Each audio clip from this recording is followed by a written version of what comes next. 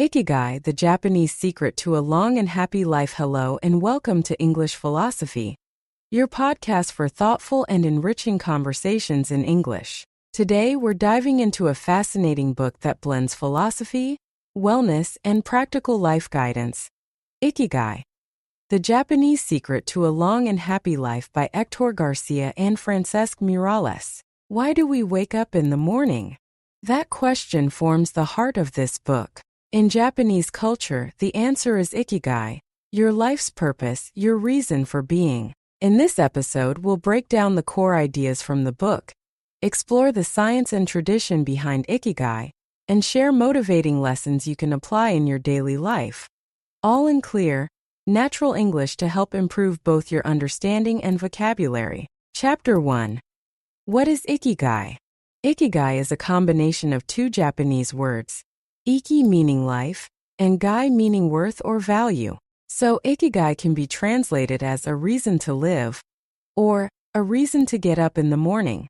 Unlike Western ideas of purpose that often link directly to jobs or success, Ikigai is deeply personal and may be small, simple, or even invisible to others. It could be a love for gardening, teaching students, painting, caring for your family, solving technical problems. According to the authors, everyone has an Ikigai, a unique reason for living, and discovering it can bring greater satisfaction, happiness, and longevity. Chapter 2. The intersection of life's four-element. Ikigai is beautifully visualized as the intersection of four elements.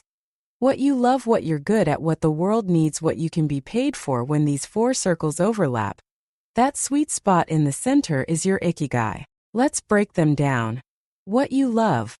Passion gives life meaning. Whether it's music, teaching, running, or writing, doing what you love energizes you. What you are good at. Skills build confidence. Honing your talent provides the platform to contribute meaningfully. What the world needs. Purpose grows when we serve others. Even small contributions, teaching kids or supporting your community, can be incredibly fulfilling. What you can be paid for. Practical sustainability is important. It helps maintain balance and independence. Ikigai may not always involve all four, especially in a professional sense. For many Okinawans, for instance, it's a spiritual or social purpose. Chapter 3. Lessons from the longest living people. The author spent time in Okinawa, Japan, specifically in the village of Ajimai, which has one of the highest concentrations of centenarians, people who live over 100 years. The question is, what do these long-living individuals do differently? Key habits of Okinawan centenarians. Stay active. Even at 90 or 100, they don't retire. They continue gardening, walking, cooking, and socializing. Have a clear purpose. Most elders have something that gets them up every day, be it farming, singing in a choir, or teaching grandchildren. Eat mindfully. They follow hara hachibu, a Confucian-inspired principle to eat until they are 80% full. Strong social ties. They form moai groups, social circles that support each other emotionally and financially. Spiritual outlook. A sense of spirituality, not necessarily religious, keeps them calm and content. This isn't just cultural. The book supports these insights with studies on longevity, health, and positive psychology. Chapter 4.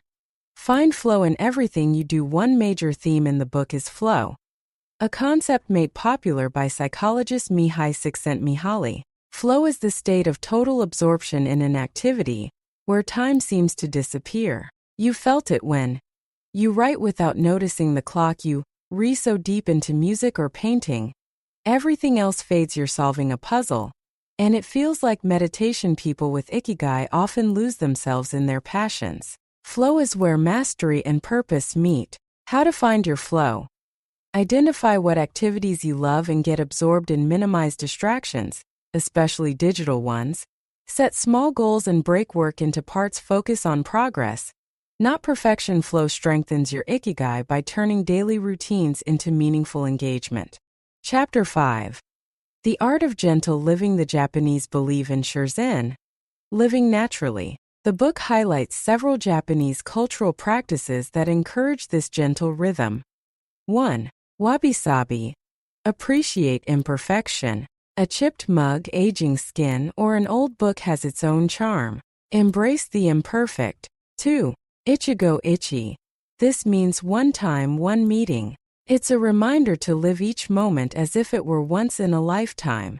3. Kaizen, constant improvement. Small, daily improvements can lead to big changes over time. The Ikigai lifestyle promotes slow living, working with purpose, eating mindfully, moving regularly, and nurturing meaningful connections. You don't chase success. You attract peace. Chapter 6.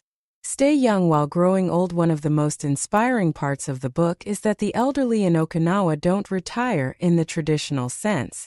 There's no word for retirement in their local dialect. Secrets of youthful aging. They keep learning new skills. They wake up with a sense of duty. They don't overeat or overwork. They maintain an optimistic attitude. They remain socially connected. They don't treat old age as a slowing down, rather, as a deepening of purpose. That's Ikigai in action. Chapter 7. Motivation and Mindset Lessons from Ikigai. Let's take a moment to reflect on the motivation that comes from the Ikigai philosophy. Don't rush life. Slow progress is better than no progress. Every step counts. Purpose over pressure. Don't seek Ikigai in what pays the most or pleases others. Find what brings you alive. Live with intent. Whether it's sipping tea, writing a journal, or working on your craft, do it with presence. Value community. Surround yourself with people who support and inspire you. Keep moving literally and metaphorically. The body and mind thrive when they're active. Be curious and open. The most youthful people are often the most curious, not the youngest. Chapter 8. Applying Ikigai to your own life. So how can you find your Ikigai? Step-by-step guide. Make a list of what you love. Hobbies, passions, past moments of joy. Identify what you're good at. Skills others appreciate in you. Talents you've built. Think about what the world needs. Problems you feel passionate about solving. What can you be paid for? Jobs, freelancing, teaching, creating. Practical areas. Then look for where these areas overlap. That's your starting point. And remember, Ikigai is not found overnight. It's revealed slowly, by living intentionally and observing what consistently fills you with joy and meaning. Final thoughts. A life worth living. Only staying active will make you want to live 100 years. That's a quote from the book. Ikigai teaches us that a meaningful life is not necessarily a glamorous one. It's not about being busy or being successful. It's about living consciously, purposefully, and joyfully. Doing what you love, surrounded by a community, while growing gently with time. Whether your Ikigai is art, teaching, cooking, farming, or helping others, it's valid, it's powerful, and it's yours. Thank you for joining me on this deep dive into Ikigai, the Japanese secret to a long and happy life. I hope today's episode has inspired you to reflect, explore your passions, and take small steps toward your purpose. If you found this helpful, make sure to subscribe to English Philosophy and share this episode with someone who's looking to live with more meaning and joy. Until next time, stay thoughtful, stay curious, and keep walking toward your Ikigai.